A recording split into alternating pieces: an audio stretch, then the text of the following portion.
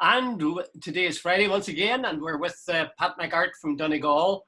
And we've got a couple of topics that are hot and top of the news. In particular, one to do with the Fianna Fáil party. What do you think, Pat, about the new Galway tent? The new Galway tent, I think Micheál Martin must think he's cursed because it's just, his premiership or Taoiseachship, whatever the correct term is, has just launched from one disaster to another. He has the minister, I think he's now lost the second minister for agriculture in the space of about 6 weeks. And here's a guy who was sitting around the cabinet table last Tuesday, coming up with guidelines for the rest of the country, and he breaks them within 48 hours himself. Some achievement. But he's not the only one. I mean, there was quite a few other politicians and reporters. Sean O'Rourke was there. And hold on, Dr. Collins. John O'Rourke is not an elected public representative. Now, there's a different question here. But Sean O'Rourke wasn't making the rules.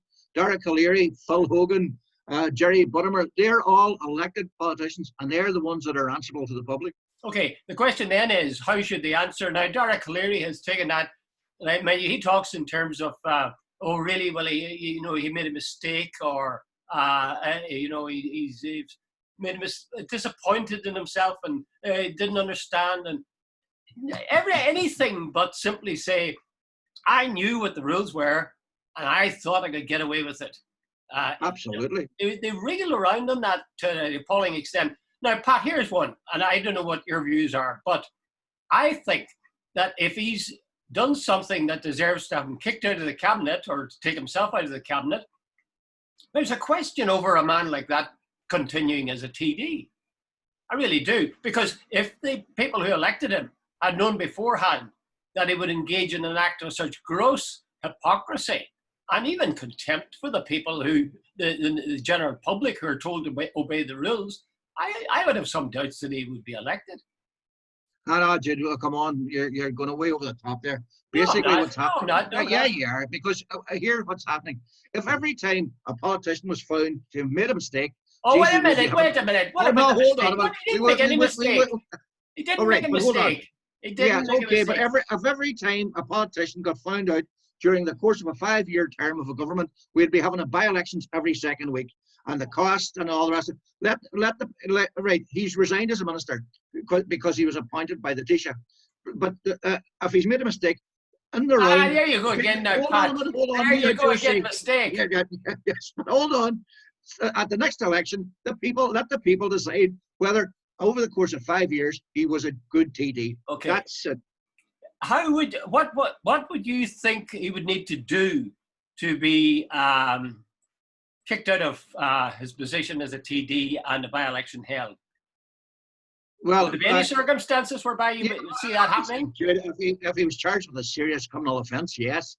But here he has broken guidelines, which, by the way, he was sitting around, as I said earlier, he was sitting around the table on Tuesday, where it was decided that no more than 6 people from 3 different families should participate in any event indoors.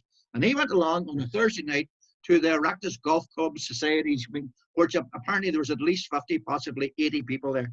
Now, come on, but it's guidelines he broke. He didn't know, he isn't charged with any stealing. Pat, it's not guidelines for golf or something. It's not guidelines. Sorry, go ahead. No, I'm saying he broke the guidelines. He didn't commit a criminal offence. That's what I'm saying. He didn't. You could say it's not a criminal offence, although I did hear somebody talking on radio this morning, and they did refer now, whether it was planned or it has come in already, I don't know, but they did talk in terms of €2,400 or 6 months in prison. Jude, I'm not sure, but I know there are public order offences and there are fines. Fair enough. I still would say that by going to that, not only did he act in a highly hypocritical way, and not just him, incidentally, all the other people that were there, from Phil Hogan to Sean O'Rourke to Jerry Buttimer to all the rest of them, regardless of whether they're politicians or not, they all were hypocritical in that they would always have preached, including Sean O'Rourke, that you should obey the guidelines.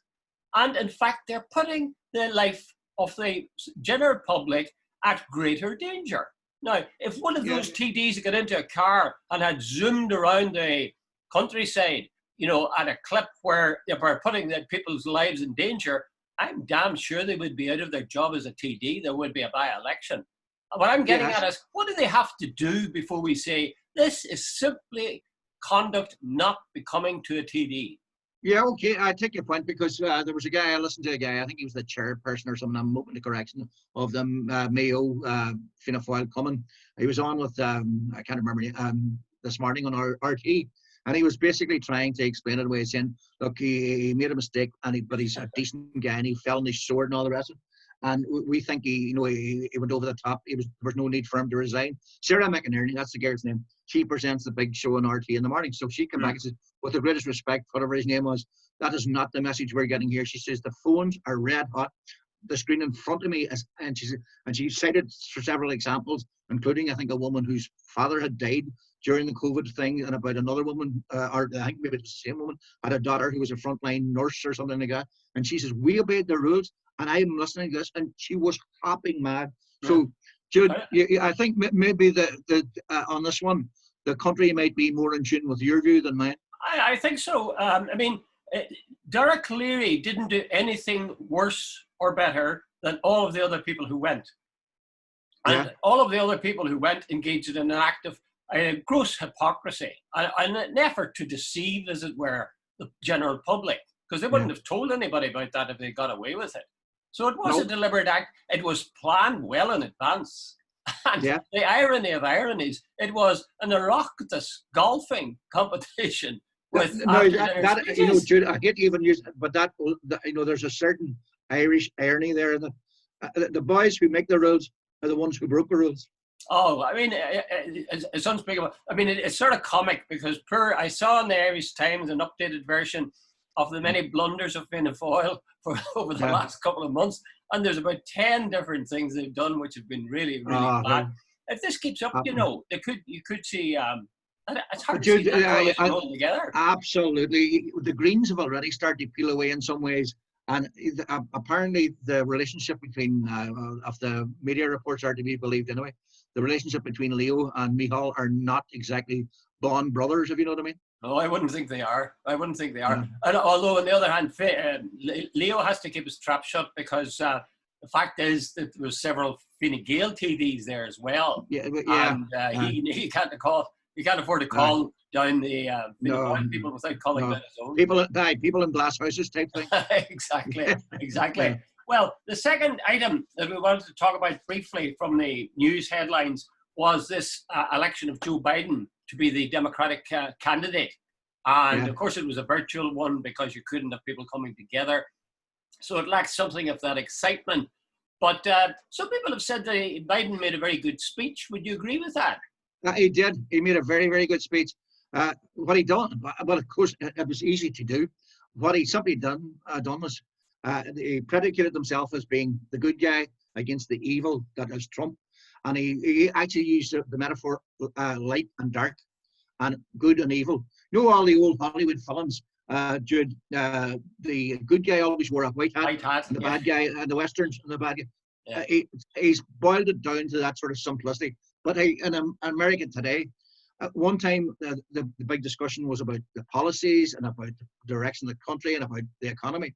Now it's down to the character of the president. Like, basically, Obama, the previous night, said that he thought that Trump would have some reference for the job, that he would grow into it. But he basically said all Trump seemed to be interested in was aggrandizement for himself, his family, and his friends. And he says he had basically reduced America to that sort of reality show level. And the evidence is overwhelming. That's true. I think the greatest card in the Democratic pack is Trump himself.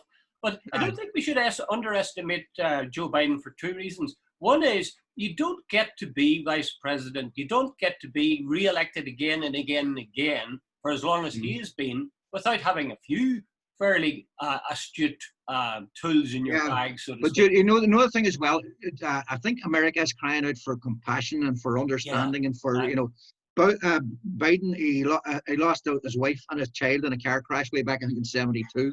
His eldest son, Beau Biden, died from brain cancer there about 2-3 years ago. There's 170,000 people dead in America from COVID. Trump has not once said to the families of those people, I feel your pain, I am with you, and all the rest of it. And Americans love that sort of whole thing about loyalty and we're all in it together. Mm-hmm. Trump has just divided the country almost right down the middle. Mm-hmm. So, what do you think of his running mate, Kamala Harris? I think she's a highly intelligent woman. And obviously, what they're trying to do is sort of say, good choice. No, not good choice for the right-wing pro-Trump people, because they just hate black people, as far as you can figure out. But for the middle America and for black America, to heal the wounds, Harris is a good choice. You've got this old white guy and a young, attractive colored lady. You know, what demographics do you not like about that? Well, the one last thing, and we'll leave it at this, is the question of events between now and November. And the events I'm thinking of in particular are the televised debates. Yeah. Because Hillary Clinton's no shrinking violet. And the fact is that Trump beat her in those televised debates. What will he do with Joe Biden then? Jude, nobody realized how low Trump would go. Like getting people to shout jailer and all that sort of stuff, and some of the stuff he came out with. It was, nobody was quite sure. They've had 4 years to figure him out at this stage, and I don't think it caught everybody by surprise. America, I think the last time round, another Clinton, nobody wanted another Clinton. We had Bill Clinton, we had the second Bush, another. Here was this guy, this American genius, Trump, the businessman. He was going to lead America back to greatness and go back to, as I said before, the white picket fence and mom and apple pie. And what he's done is absolutely, divided the country, globally and internally. America is regarded almost with sympathy these days.